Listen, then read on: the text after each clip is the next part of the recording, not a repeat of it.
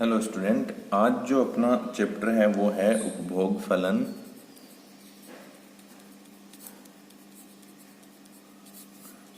बचत फलन व निवेश फलन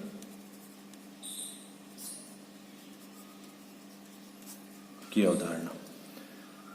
उपभोग फलन, बचत फलन व निवेश फलन।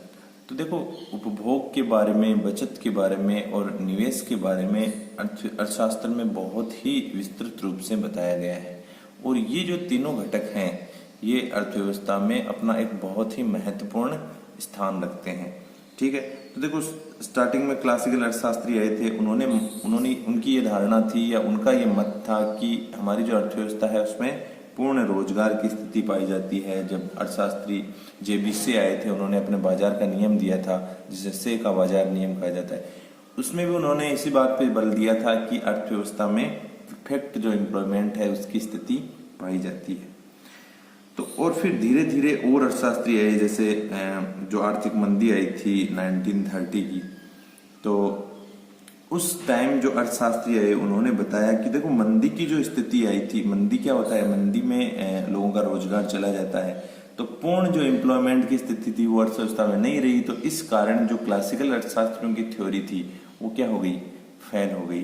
अर्थात उनके जो सिद्धांत दिए गए थे, जो पूर्ण रोजगार के सिद्धांत थे, उन सिद्धांतों को अर्थशास्त्रियों ने नकार दिया उस मंदी के आधार पर। और उस मंदी के कारण अर्थव्यवस्थाओं में बेरोजगारी बढ़ी, कई कारखाने बंद हो गए, उद्योगों में उत्पादन बहुत कम हो गया, जिसके कारण बेरोजगारी का आलम यह था कि मतलब अर्थव्यवस्थाएं कोलैप्स करने लगी, अर्थव्यवस्थाओं में हाहाकार मच गया। तो उस आर्थिक जो कठिनाई का दौर था तो उसमें लोगों को बहुत ज्यादा समस्याएं पैदा हुई। तो इसका फिर समाधान किसने किया? इसका समाधान लेके आए एक हमारे बहुत बड़े अर्थशास्त्री हुए थे, जे.एम.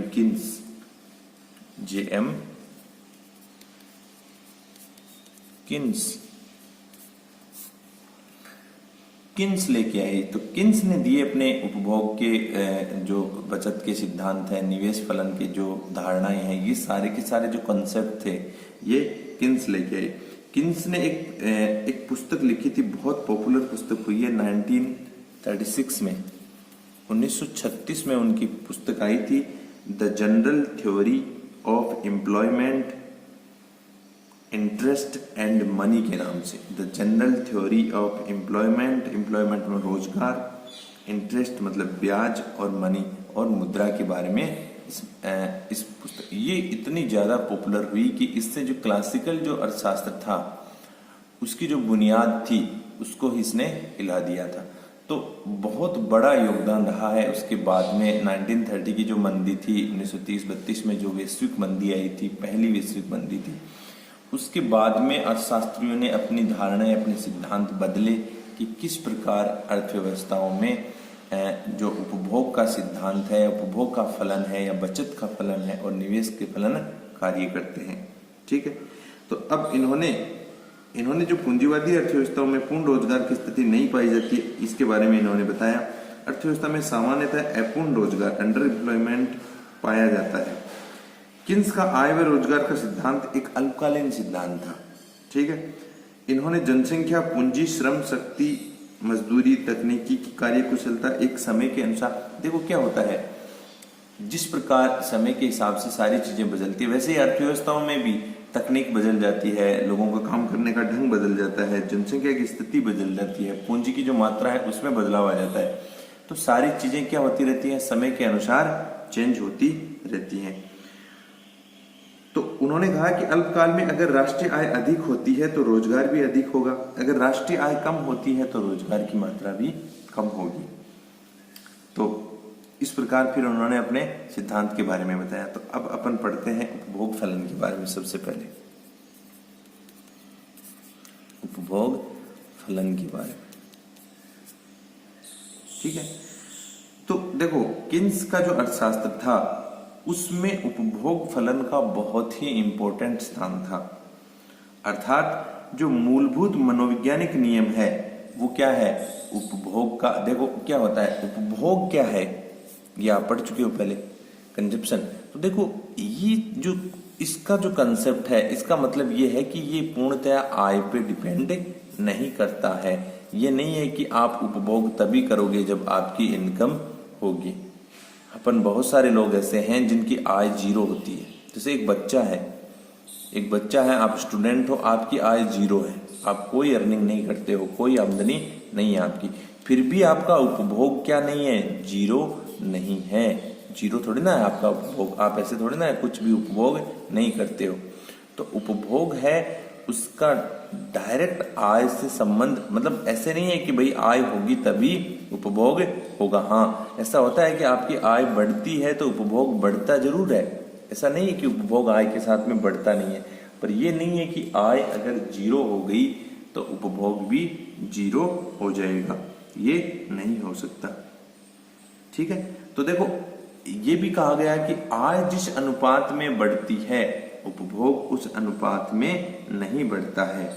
भाई जिस अनुपात में व्यक्ति की आय बढ़ती है, तो देखो क्या होता है कि जैसे एक व्यक्ति है, उसका उपभोग है, मान लेते हैं 1,000 रुपया पर मंथ, एग्जाम्पल की दृष्टि से 1,000 रुपये का उपभोग करता है, उसकी आय है यहाँ 10,000 रुपये।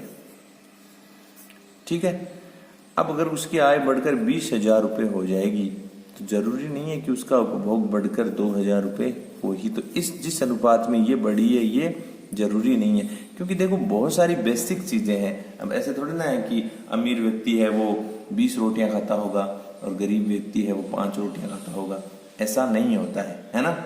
तो उपभोग आय के अनुपात में बढ़ना जरूरी नहीं है। तो क्या होता है फिर, जो आय बढ़ती है तो उसका एक भाग, जैसे आय को यहाँ y से इंडिकेट किया जाता है, अगर आय बढ़ती है तो कंजप्शन बढ़ता है पर उस अनुपात में नहीं बढ़ता है। तो फिर क्या होता है, इसका जो बचा हुआ भाग है आय का वो किस में चला जाता है, saving, as for saving, saving में चला जाता है, अर्थात बचत के रूप में रख लिया जाता है। ठीक है, तो अब अपन जो उपभोग फलन है उसके बारे में चर्चा करेंगे। उपभोग, देखो यहाँ दो चीजें हैं। उपभोग फलन होता है C बराबर, C कंजप्शन को बोलते हैं, C बराबर फंक्शन ऑफ YD। अब ये थोड़ा सा मैथमेटिकली चलेगा, है ना, समझने की दृष्टि से। तो एक इतना कोई हार्ड नहीं है, बहुत सरल है, सरल सा कॉन्सेप्ट है एकदम से। तो उपभोग, सबसे पहले ये छोटी छोटी चीजें हैं ना, इनको समझना बहुत जरूरी है कि भाई C यहाँ क्या है। तो C यहाँ है उपभोग, C बराबर उपभोग इंडिकेट किया गया है।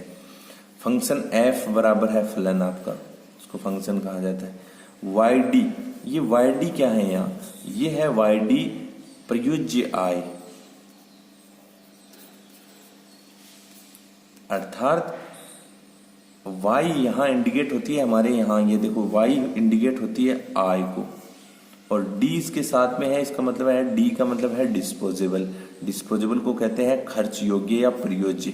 ठीक है, तो देखो C फंक्शन, जो C का जो फंक्शन है, C उपभोग फलन है। उपभोग फलन किसका फंक्शन होता है, उपभोग YD का फलन होता है, अर्थात आपका उपभोग आपकी खर्च योग्य आय पर डिपेंड करता है।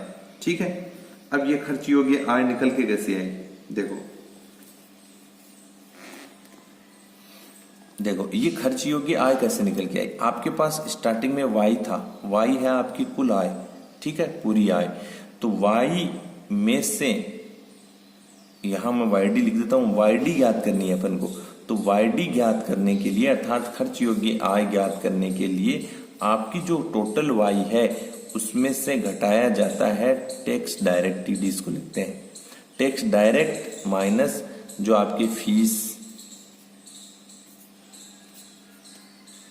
फाइन, जुर्माना जिसको बोलते हैं, जुर्माना आदि जो भी लगता है आपके, वो सारा क्या कर दिया जाता है, Y में से घटा दिया जाता है। तो क्या बचता है आपके पास YD। देखो एक एग्जाम्पल से समझाता हूं। आपकी मान लेते हैं 10,000 रुपये पूरी आय है, ये Y है, बराबर लिख देते हैं Y। आपकी टोटल Y है 10,000 रुपये। ठीक है, अब देखो 10,000 रुपये में से अब टैक्स डायरेक्ट जो प्रत्यक्ष कर लगाती है सरकार, वो किस पे लगते हैं? वो आपकी आय पे ही लगते हैं। मान लेते हैं 10,000 रुपए पे सरकार ने टैक्स लगा रखा है 10%, तो 10% 10,000 का कितना होता है? 1,000 रुपए। ठीक है, 1,000 रुपए आपके हो गए टीडी, बराबर हो गया टीडी, टैक्स डायरेक्ट, जो सरकार ने प्रत्यक्ष टैक्स लगाए हैं।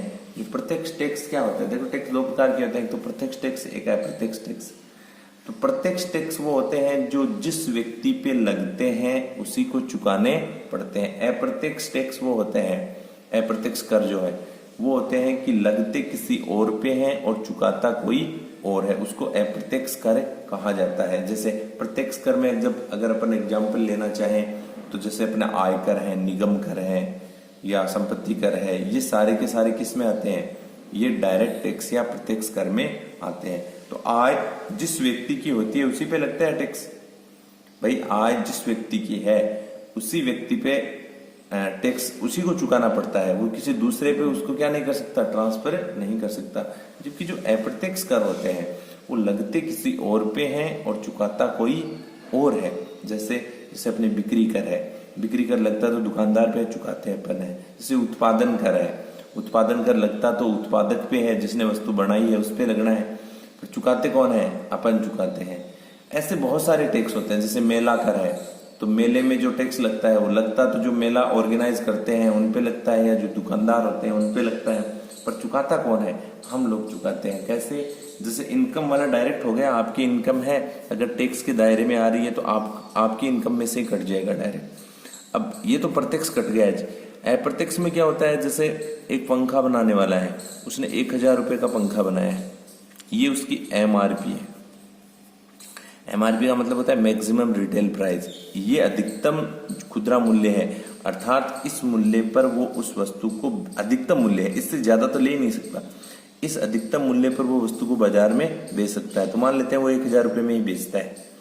अब ये 1,000 रुपए है, इसमें सब कुछ शामिल है, अर्थात इसमें बिक्री कर भी शामिल है, इसमें उत्पादन कर भी शामिल है,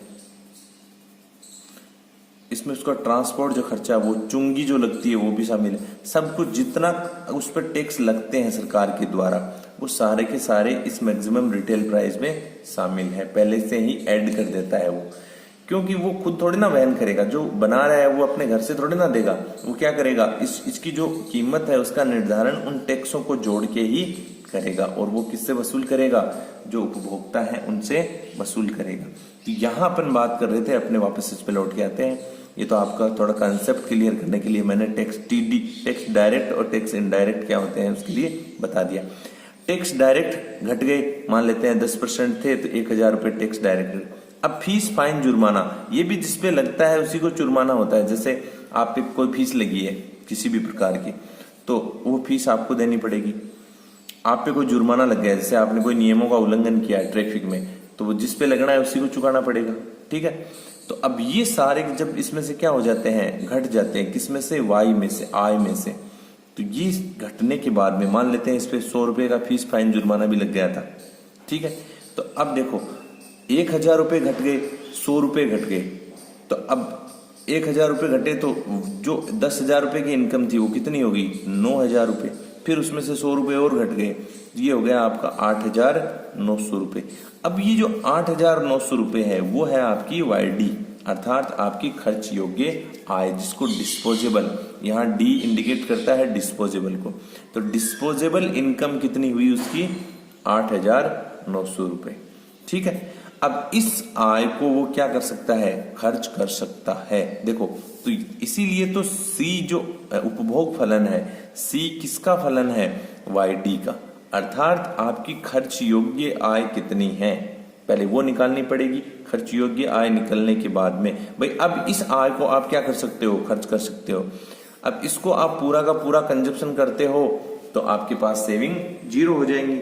ठीक है, तो इस प्रकार जो सी हमारा जो उपभोग फलन है वो होता है सी बराबर फंक्शन ऑफ वाईडी। ठीक है, अब देखो सी को भी फिर 2 भागों में बांटा जाता है। सी बराबर ए प्लस बी वाई डी ऐसे लिखा जाता है। सी कंजप्शन भी दो प्रकार का होता है।